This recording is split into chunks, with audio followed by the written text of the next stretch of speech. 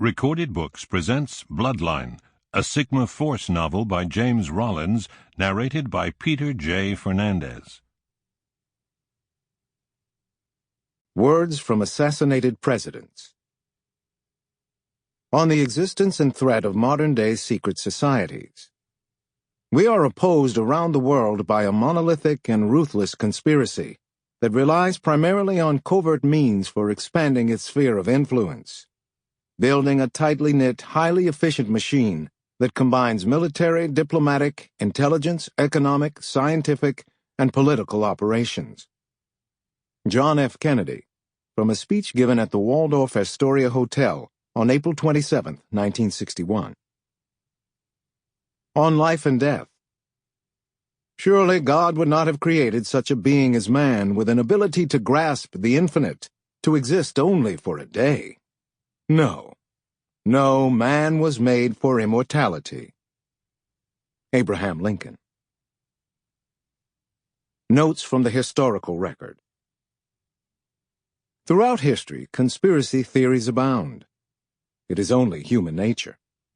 We are forever looking for patterns amid chaos, for signs of the invisible puppeteer manipulating the grand scheme of lives, governments, and the path of mankind.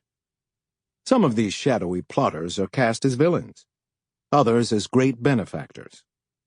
Some of these secret cabals are based on historical facts, others are mere fanciful fictions. And yet even more are a Gordian knot of the two, woven so inexplicably together that the line between fact and fiction becomes a tangled tapestry of false history. And for no other organization in history has this stood truer than the infamous Knights Templar. In the early 12th century, the order began as a group of 9 knights who swore to protect pilgrims on their way to and from the Holy Lands. From those humble beginnings, a great order would eventually grow in both wealth and power and spread across Europe until even popes and kings feared them.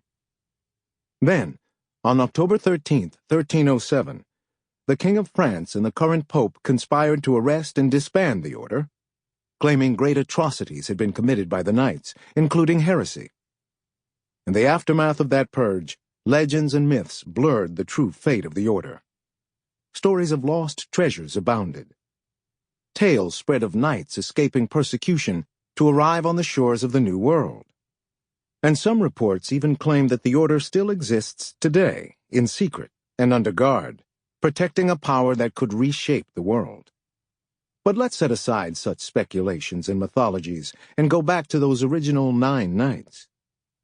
What many do not know is that those 9 founding members were all related by blood or marriage, arising from a single family. 8 of them are recorded by name in historical documents.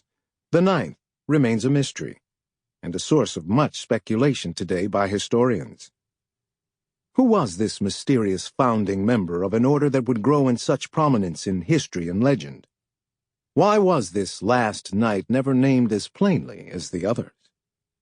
The answer to that mystery is the beginning of a great adventure.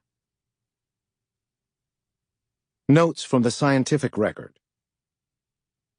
On February 21, 2011, the cover of Time magazine declared 2045, the year man becomes immortal. At face value, that might seem a wild claim, but other scientists have made similar statements. Dr. Ronald Klatz, in his book Advances in Anti-Age Medicine, wrote, "Within the next 50 years or so, assuming an individual can avoid becoming the victim of major trauma or homicide, it is entirely possible that he or she will be able to live virtually forever." We are living in an exciting time, when advances in medicine, genetics, technology, and a myriad of other disciplines are opening the newest frontier for mankind: eternity. How will that manifest? What form will it take? Within these pages, you'll discover that answer. The concepts raised in this novel are based on facts, on exhaustive research, going back to studies done by Soviet scientists during the Cold War. But before you turn that first page, I must make one correction concerning the startling statements made above. They are, in fact, far too conservative in their estimates. For not only is immortality within our reach, it is already here. Sample complete. Ready to continue?